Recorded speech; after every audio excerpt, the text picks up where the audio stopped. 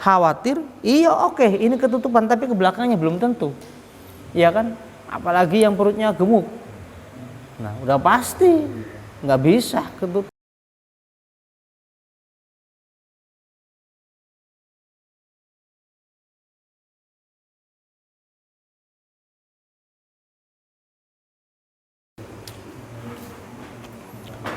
Bismillahirrahmanirrahim. Alhamdulillah wassalatu wassalamu ala Rasulillah Muhammad ibn Abdillah wa ala alihi wa sahbihi wa mawalah, amma ba'd. Wa alla yastaka, dan hendaklah tidak bersiwak ketika buang air. Maksudnya ketika posisi lagi buang airnya itu. Wala yabzuqa, dan tidak boleh meludah. Tidak boleh meludah fi bolihi, di dalam buang air kecil. Maksudnya apa? Ngeludahin air seni. Nah, ya tuh.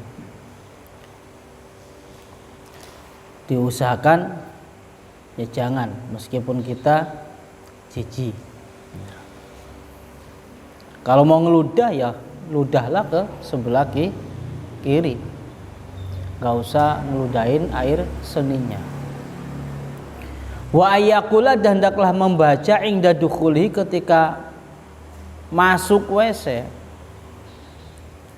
Ketika masuk WC kita dianjurkan untuk membaca apa? Allahumma ya Allah, ini sesungguhnya aku aku berlindung bika terhadapmu minal khubuthi wal khabaithi. Minal khubuthi, dari setan-setan laki, wal khabaithi, dan setan-setan perempuan. Biar nggak diganggu ketika kita buang air. Baik dari golongan setan laki ataupun dari golongan setan perempuan. Wal khuruj, dan dibaca ketika keluar. Wal khuruj, dan dibaca ketika keluar daripada toilet ya. Apa? Ghufranaka, alhamdulillah.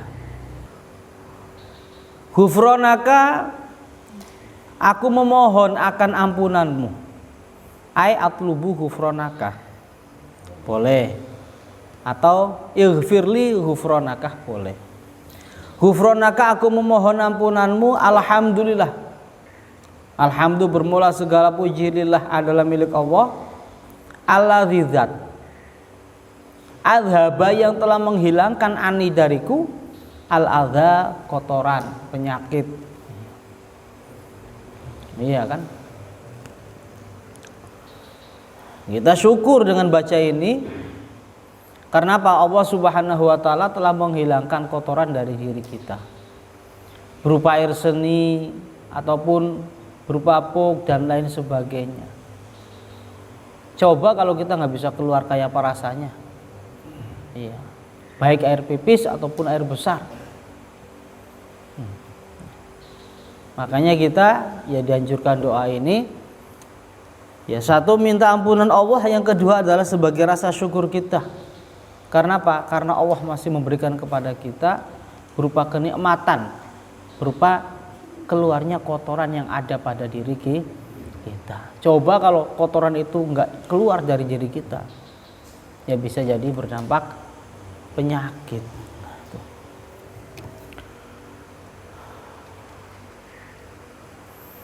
Wa'afani, dan telah mensejahterakanku. Wa'afani, dan telah mengafiatkanku.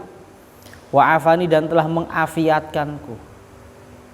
Ya, gara-gara kotoran itu Allah juga akhirnya mengafiatkan kita, menyehatkan kita, mensehatkan dari penyakit-penyakit. Ya, kalau nggak percaya coba aja tahan. Kita pengen pipis, tahan. Pengen buang air besar, tahan. Nggak usah lama-lama lah, sehari aja. Ya makanya kan saya bilang nggak usah lama-lama, sehari aja. Apalagi ya mohon maaf, usia 40 kesini kan udah beda ya. Udah dol mah belum, nah, masih bisa. Tapi kadar buang airnya kan lebih. Nah, kalau yang muda-muda kan masih bisa untuk menahan. Kalau setelah umur 50 ya mungkin beda lagi. 60 ya mungkin beda lagi. Namanya manusia, makin tua itu kan bukan makin secara fisik itu bukan makin sempurna. Makin lemah, makin rapuh.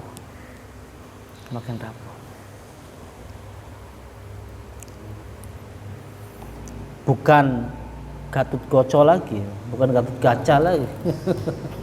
Bukan ototnya, bukan kawat lagi.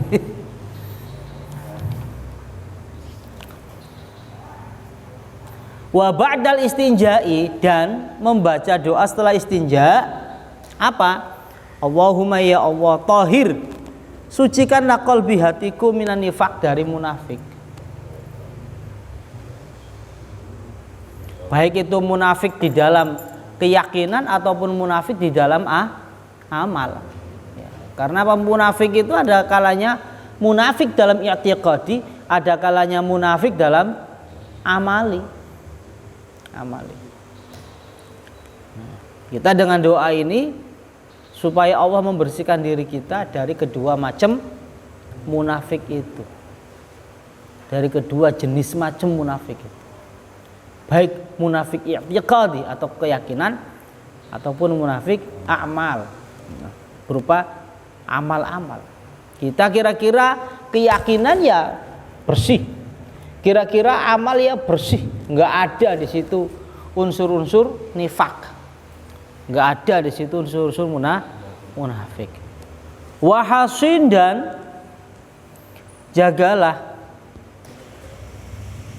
farji, kemaluanku, minal fawahish, dari perkara-perkara yang tidak baik, perkara-perkara yang keji. Kita mohon kepada Allah supaya dihindarkan daripada perkara-perkara keji akan kemaluan kita. Berupa apa? Zina, ya kan? Berupa apa? Coli, dan sejenisnya.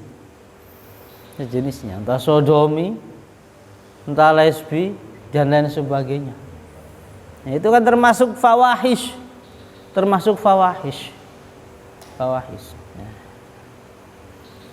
Kelihatannya sepele, ya, kelihatannya sepele.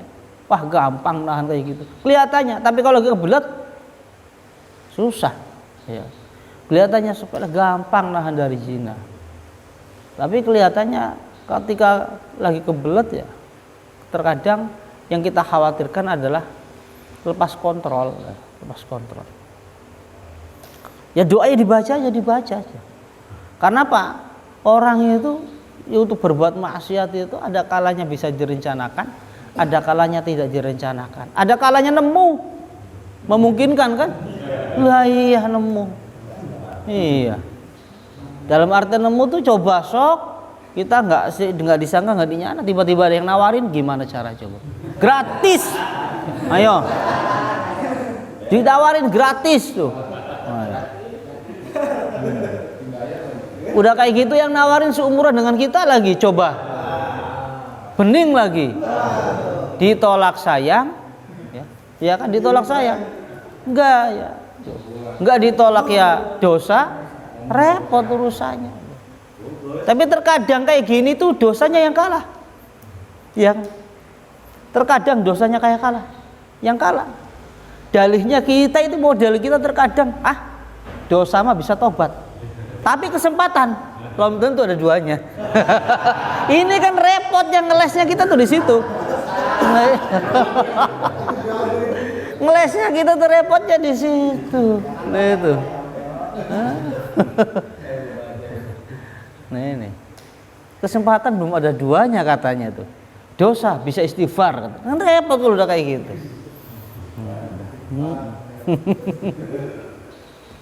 Makanya ya itulah perlunya doa-doa seperti ini tuh, agar kita itu ya insya Allah lah terhindar daripada perbuatan zina.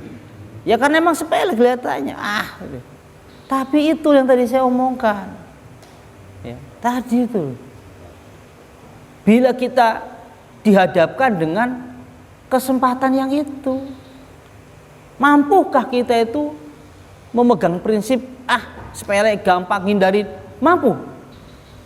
Bahwa alam belum tentu. Iya.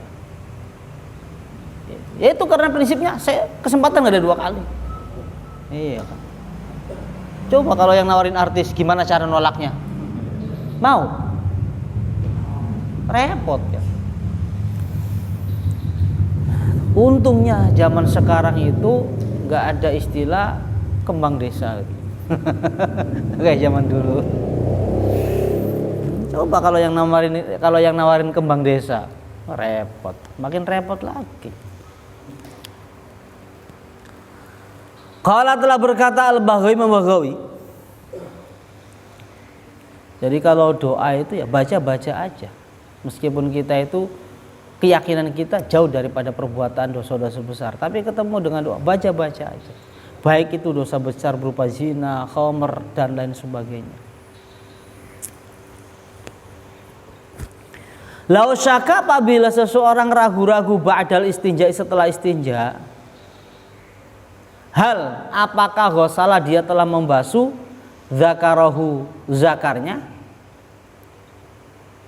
maka Pak lam talzamhu, maka tidak wajib adanya i'adatuhu untuk mengulang membasuh zakar. Nah, maksudnya bagaimana? Istinja sudah selesai,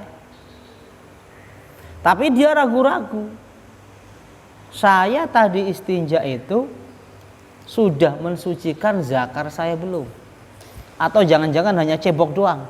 Nah itu. Kan kalau buang air besar kan berarti najisnya ada 2 kan? Ada 2 jalan. Jalan anus dan jalan zakar. Najis semua itu. Yang anus ya TAI, yang zakar ya pipis. Lah itu. Kan harus disucikan semua. Makanya seperti kemarin yang saya katakan, ketika kita cebok, dahulukan zakar, dahulukan mensucikan air pipis, baru air besar. Nah besar. Nah, sedangkan kita sudah pakai celana dan sebagainya. Ya udah, hal kayak gini lam talzamhu i'adatu. Maka tidak ada kewajiban bagi kita untuk mengulang. Berarti boleh mengabaikan keraguan-raguan tersebut, mengabaikan kewaswasan tersebut. Lanjut kepada aktivitas yang berikutnya. Lah itu. Wasalisuha, dan yang ketiga dari syaratnya sholat satrul rajulin, itu adalah nutupnya seorang laki-laki walau sobian, meskipun anak kecil, wa amatin, dan seorang amat walau mukatabah, meskipun itu amat mukatabah, wa umma walad, dan walad. Menutup apa? Perkara-perkara baina suratin, antara pusar, warukbatin dan dengkul. Balik ke permasalahan awal, membahas tentang syaratnya sholat. Syarat sholat yang ketiga adalah apa? Nutup aurat, baik laki-laki ataupun perempuan, meskipun laki masih kecil. Maksudnya bagaimana? Kita ngajak anak kita yang belum balik sholat, bocah sholat, maka apa? Ya tetap ajarin mereka cara nutup aurat. Jangan berpikir masih bayi ini, masih bocah ini, sehingga diajaklah mau sholat ke musola untuk mengerjakan sholat tapi pakai celana pendek doang. Jangan berpikir seperti itu. Kalau kita ngejak sholat ke musola, ke masjid, pakaian yang rapi, pakaian orang yang mau sholat, meskipun itu masih bocah. Nah, bocah. Karena apa? Ya tadi dikatakan syaratnya sholat adalah nutupin aurat bagi laki-laki meskipun masih bocah, juga bagi amat. Nah, antara apa? Suruh warubah, pusar dan dengkul. Tuh ya, jadi ya makanya sholat nggak pakai kaos boleh, nggak boleh. Yang penting auratnya ketutup. Yang namanya pusar sampai dengkul tuh sampai ya, bukan berarti pilih pusar sama dengkulnya doang. Aduh repot urusan. Lah itu. Jadi antara pusar dan deng, berarti dari pusar sampai deng rapetin tuh kalau sholat. Sehingga kalau kita sholat pakai kaos oblong doang sah, atasannya sah. Meskipun ya hanya sebatas kaos oblong, keteknya kelihatan nggak apa-apa. Yang penting ke bawahnya rapet. Rapet. Ini bagi kita kaum laki-laki, bagi perempuan ya beda lagi. Karena kan auratnya perempuan mah beda dengan auratnya kita laki-laki. Meskipun budaknya itu masih budak mukatahab ataupun ummu walad. Nah, ummu walad ini sudah saya ceritakan beberapa pertemuan yang dulu itu. Ya, seorang budak perempuan berhubungan dengan sayyidnya, lahir.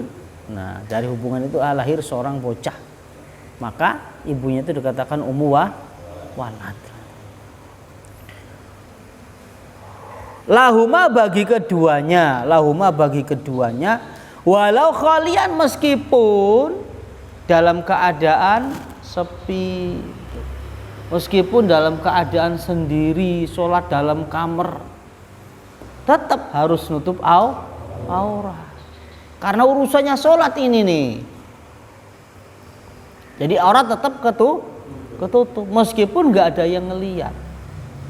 Tapi kan Allah ngelihat, malaikat ngelihat. Nah di situ. Meskipun sendirian. Nah itu. Ya. Jadi aliran yang sholat boleh telanjang di kamar tertutup gelap itu ya udah jelas beda dengan ini kan. Ya beda. Ya hitung-hitung aja lah itu mah. Tahu aliran apa itu? Fi zulmati, di dalam tempat yang gelap tuh, meskipun sendiri ya tertutup, keberadaannya di tempat yang gelap gulita ya tetap kudu nutup aurat. Kenapa? Malaikat itu masih bisa ngelihat meskipun gelap.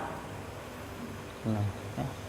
Udah gelap gulita sendiri. Emang aslinya dasarnya juga orangnya gelap lagi. Repot. Tetap malaikat mah tahu. Malaikat tetap tahu. Meskipun gelap kuadrat. Iya kan? Tetap tahu malaikat mah. Tetap tahu. Lil khabari sahih, karena dasar hadis yang sahih. Apa? La yakbalu, tidak akan menerima Allah sholata haidin. Nah, sholatnya seorang yang haid, maksud daripada haid adalah apa? Ai balighin. Tegasnya orang yang baligh, la bi khimarin, tidak memakai khimar.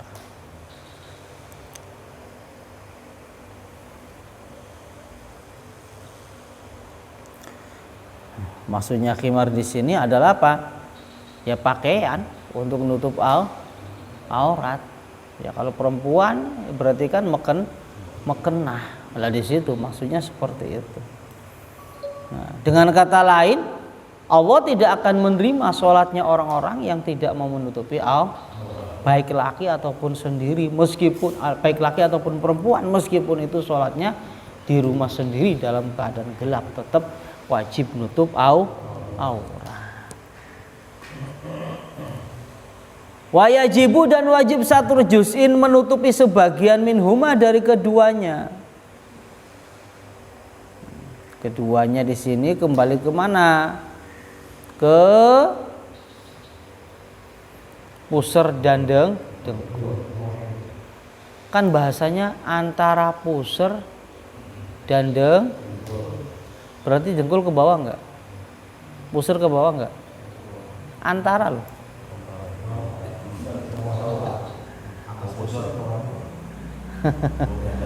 Pokoknya bahasanya antara pusar dan dengkul. Ke bawah enggak berarti? Enggak kan?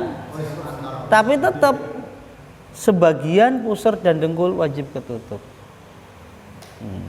Antara Bogor dan Jakarta. Loh. Apa berarti? Depok. Antara Bogor dengan Jakarta berarti Depok. Ya berarti kan di luar Jakarta, di luar Bogor.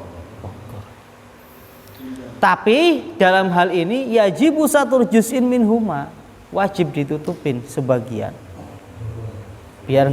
Sebagian. Tapi kan kalau nutupnya sebagian kita suka was-was ya. Ada amblasin aja lah, repot amat. Iya kan? Maksudnya apa? Pusar rapat, dengkul ngebawah. Itu aja. Biar kita nggak suka was-was. Apalagi kalau kita sujud ruku kan kadang ketarik. Nah itu.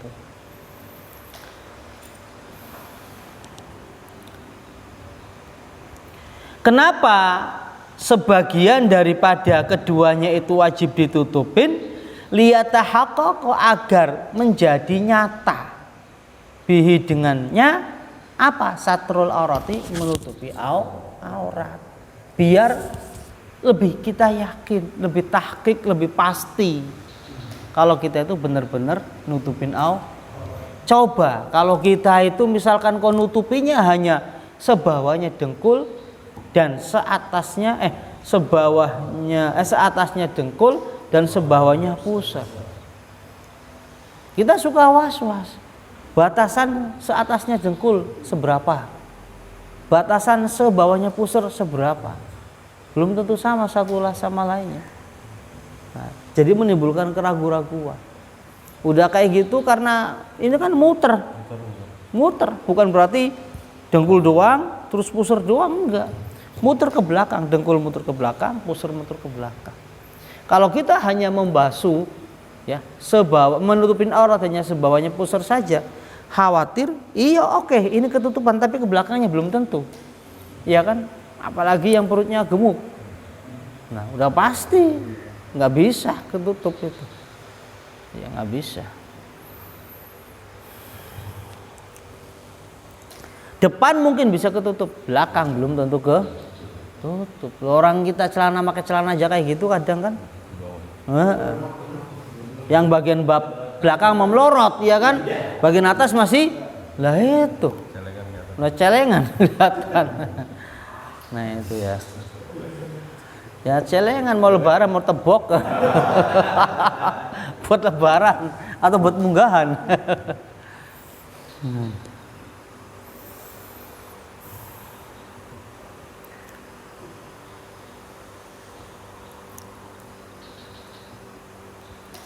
Wasatru hurratin wa